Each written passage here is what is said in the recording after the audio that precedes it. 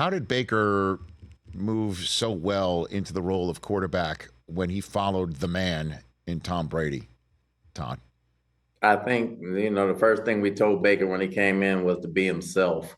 I mean, nobody's going to follow Tom, and nobody's going to walk in Tom's shoes. And like I told him, you put Tom's shoes on the shelf and you buy a new pair and you get used to that pair and you learn to walk in those because nobody's going to walk in Tom's pair.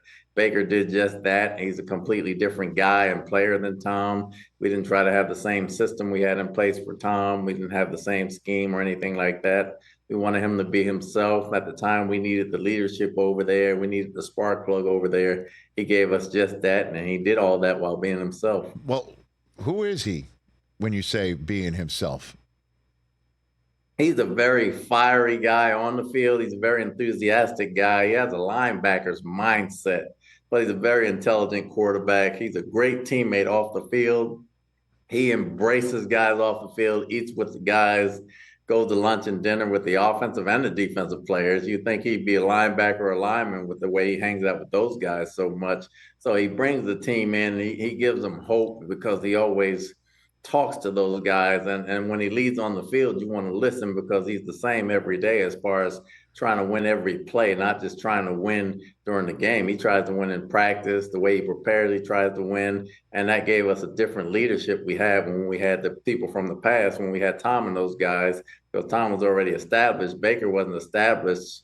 Now, at least not here from a credential standpoint. So it was important that he came in to be himself, and those guys embraced him that way, and that's how they saw him. Well, he was established reputation-wise, and I say that as a guy who's a big fan of his,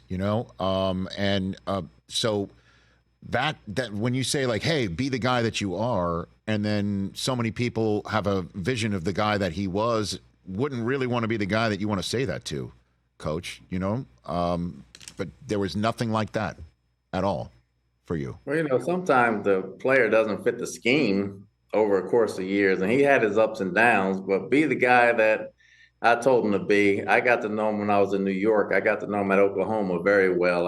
We got to know each other very well. We kept in touch over the years. And the guy I wanted him to be was the leader off the field, the leader on the field, his fiery self, and to get the guys fired up, but with his own way and at his own time. And that's when I was talking about him being himself. And that's the guy that we've grown to love because he's endured some. He grew up some. This league will humble you. Coach or player will humble you at some point. He took some bruises over the years. He learned from them. He's a very mature guy that way. He took the lumps and he came out on top, and he bet on himself and he won. You're talking about when in New York when you were evaluating for that third overall selection that in the draft he went 1 and Sam Darnold wound up 3. That's what you're referring to. Exactly right. So then last one on Baker. How's he a different guy than the kid that you met during that process for you right now? Well, I think from a maturity standpoint, obviously he's married. He just had a kid, so he grew up that way. I think from a football standpoint, he's still the same. He's still the same fiery guy. He knows how to channel it when he needs to channel it, and he knows when it needs to come out at the right moment for the team. And I think from that part, he understands it better than he did when he was a young player coming out. So what do you say to fans who might be concerned that Dave Canales was the one who was kind of stirring the drink a little bit with his play calling and everything else offensively last year, and now he's the head coach in your division for Carolina?